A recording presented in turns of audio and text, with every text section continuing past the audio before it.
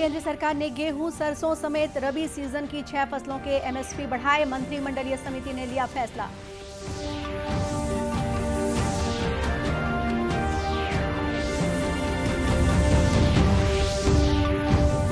देश में आज से शुरू हो रहा है ग्रामीण इलाकों में स्वच्छता सर्वेक्षण। देश के 698 जिलों में 17,000 से अधिक गांव का होगा सर्वेक्षण।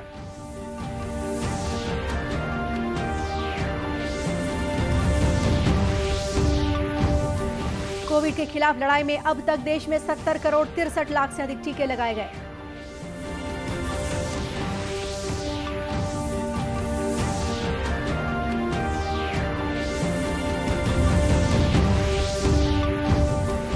और छत्तीसगढ़ में आज पूरे उत्साह के साथ मनाया जा रहा है महिलाओं का सबसे बड़ा पर्व तीज।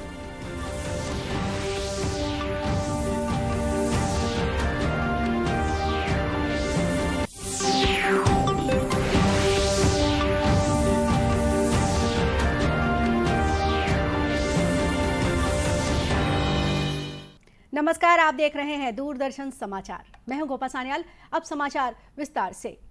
केंद्र सरकार ने किसानों के हित में बड़ा फैसला लिया है। मंत्रिमंडलीय समिति की बैठक में सरकार ने गेहूं और सरसों समेत रबी सीजन की 6 फसलों का न्यूनतम समर्थन मूल्य बढ़ाने की घोषणा की है। गेहूं का समर्थन मूल्य 40 रुपए प्रति क्विंटल बढ़ाकर 2015 रुपए कर दिया गया है। इसी तरह जौ का समर्थन मूल्य 35 रुपए बढ़ाकर 1,635 रुपए प्रति क्विंटल कर दिया गया है।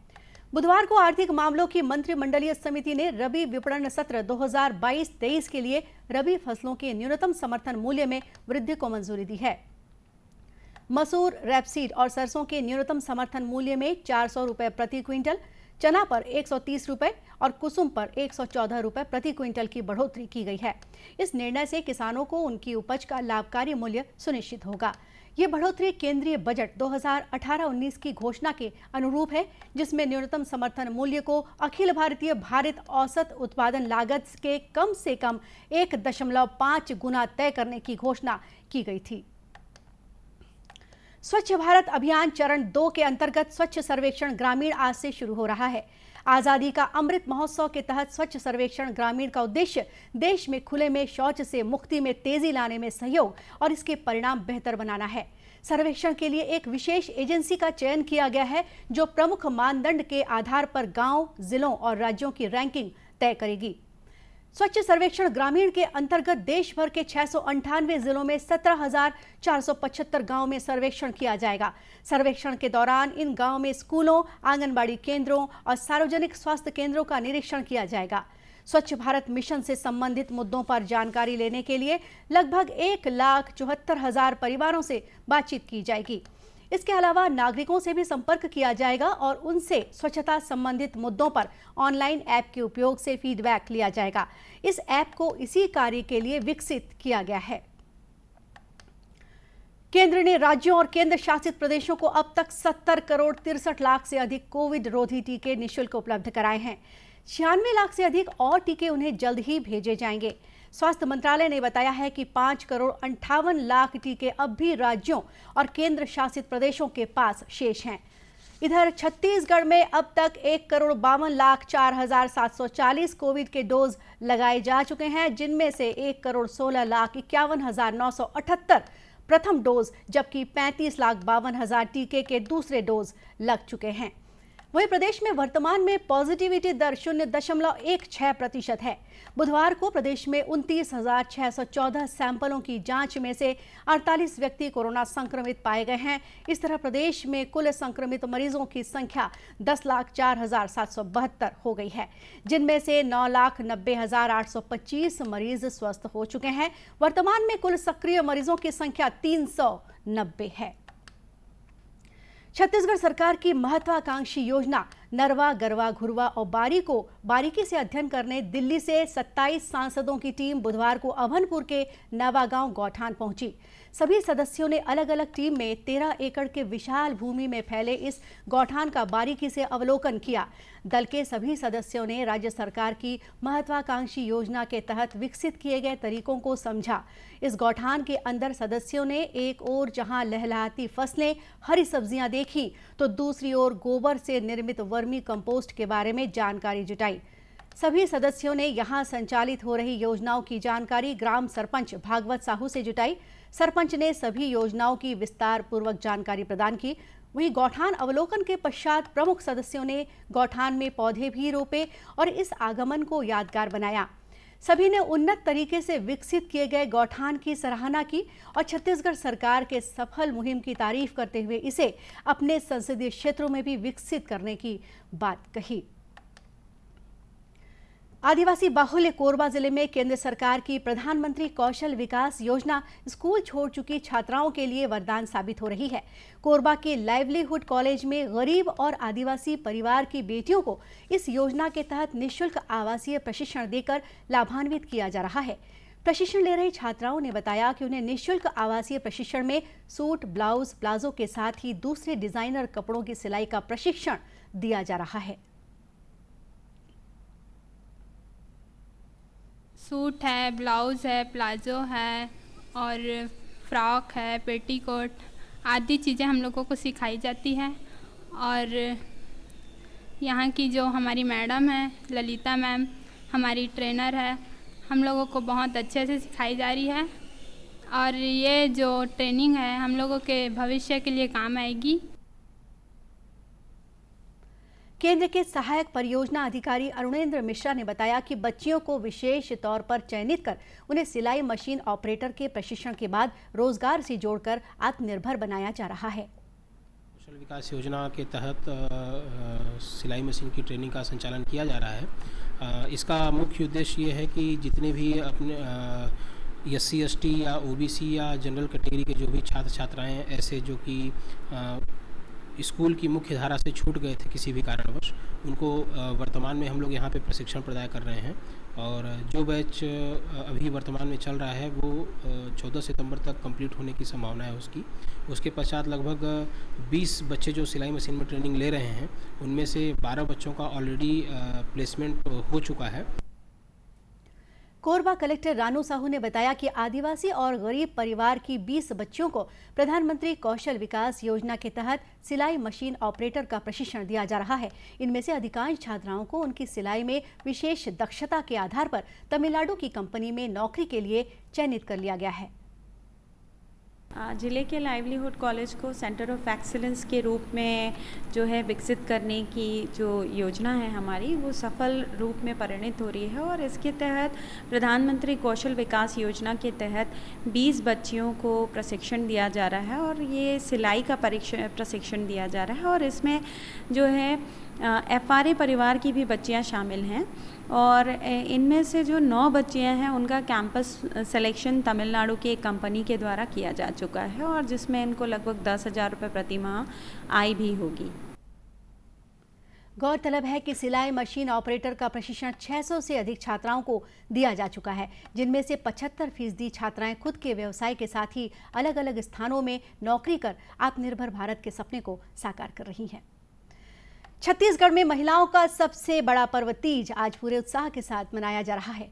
बुधवार रात करू भात खाने से शुरू हुआ यह पर्व शुक्रवार सुबह खत्म होगा। इस दौरान महिलाएं निर्जला व्रत कर भगवान शंकर की पूजा करती हैं। तीज पर्व पर सुहागिन महिलाएं अपने पति की लंबी उम्र की कामना के लिए ये व्रत रखती हैं।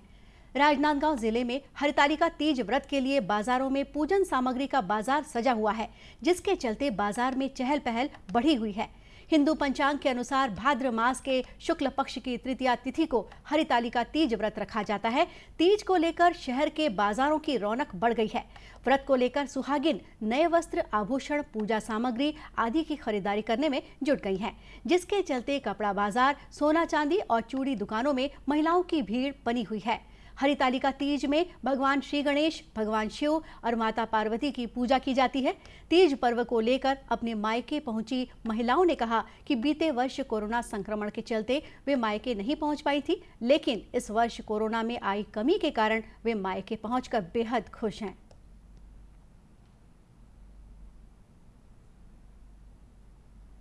पहला तीज है, एकदम अच्छा लग रहा है। मैं अपने मायके आई हुई हूँ तीज मनाने के लिए। यह त्यौहार 3 दिनों का होता है। पहले दिन हम लोग करू भात खा के रहते हैं, दूसरे दिन हम लोग निर्जला उपवास रहकर रहते हैं और तीसरे दिन हम लोग यह उपवास शिव पार्वती गणेश जी की पूजा करके यह व्रत को तोड़ते हैं।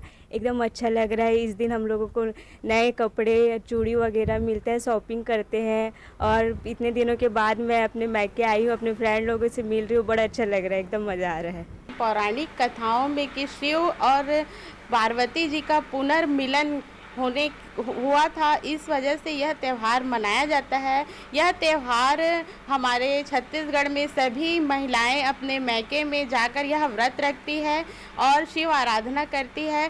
फुलेरा सजाकर विविध प्रकार के व्यंजन जैसे ठेठरी, खुरमी, यह क्या है विशेष व्यंजन है। इस त्यौहार में महिलाएं निर्जला व्रत रखती है। सुबह से महिलाएं अपने घरों में, अपने मैके में जाके यह व्रत करती है और अपने परिवार के, अपनी पति के दीर्घ आयु की कामना करती है। महिलाएं यह व्रत रहकर सुख समृद्धि की कामना के लिए यह व्रत किया जाता है। ज्योतिषियों के मुताबिक लगभग 14 साल बाद तीज पर्व पर दुर्लभ संयोग बन रहा है। इसके तहत रवि और ब्रह्म योग बन रहे हैं। वहीं इस दिन 4 ग्रह सूर्य, बुध, शुक्र और शनि स्वग्रही हैं, जिसकी वजह से ये ग्रह अत्यंत बलवान है, जिसका सीधा प्रभाव वैवाहिक जीवन और शुभ वर्ग की प्राप्ति पर पड़ेगा। आज़ादी के लिए भारत का शानदार संघर्ष आधुनिक विश्व के महानतम संघर्षों में से एक है। दूरदर्शन समाचार इतिहास की धारा बदलने वालों की झलक रोजाना आपके लिए लेकर आ रहा है। आज हम बात करेंगे अलीगढ़ मुस्लिम यूनिवर्सिटी के बारे में, जो आज अपना 100 वर्ष पूरा कर रहा है।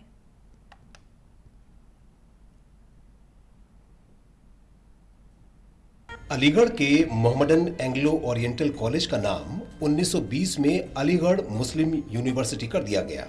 वर्ष 2021 का अलीगढ़ मुस्लिम यूनिवर्सिटी के इतिहास में विशेष महत्व है, क्योंकि आज इसके 100 वर्ष पूरे हो रहे हैं।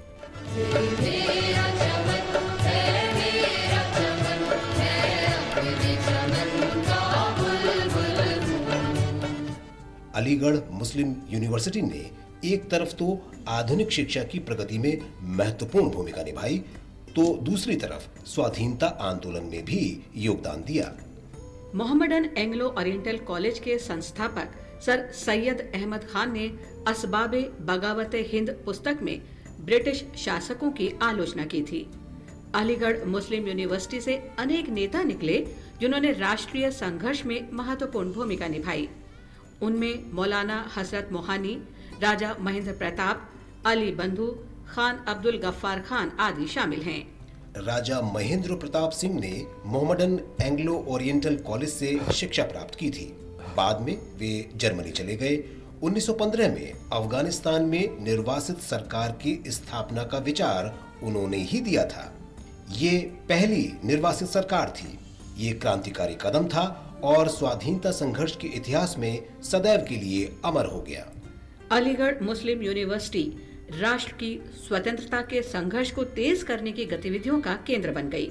ऐसा ही एक पहला असहयोग आंदोलन मोहम्मडन एंग्लो ओरिएंटल कॉलेज के विद्यार्थियों ने चलाया।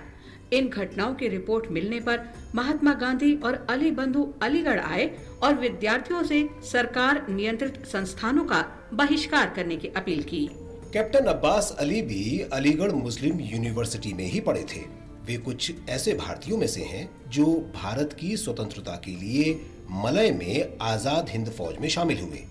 अलीगढ़ मुस्लिम यूनिवर्सिटी ने न सिर्फ संघर्ष को भारत की सीमाओं से बाहर फैलाने में प्रमुख भूमिका निभाई, बल्कि ये ब्रिटिश शासन के विरुद्ध बहुप्रतीक्षित बौद्धिक चेतना पैदा करने में भी सहायक बनी।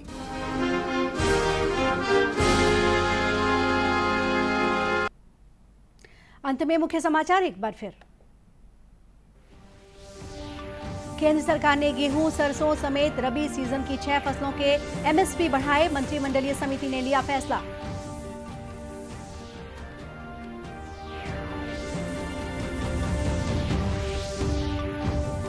देश में आज से शुरू हो रहा है ग्रामीण इलाकों में स्वच्छता सर्वेक्षण। देश के 698 जिलों में 17,000 से अधिक गांवों का होगा सर्वेक्षण।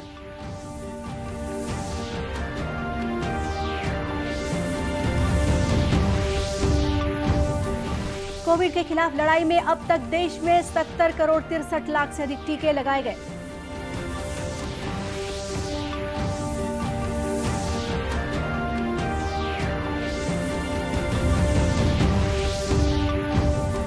और छत्तीसगढ़ में आज पूरे उत्साह के साथ मनाया जा रहा है महिलाओं का सबसे बड़ा पर्व तीज। और इसी के साथ ये समाचार बुलेटिन यहीं समाप्त हुआ। नमस्कार।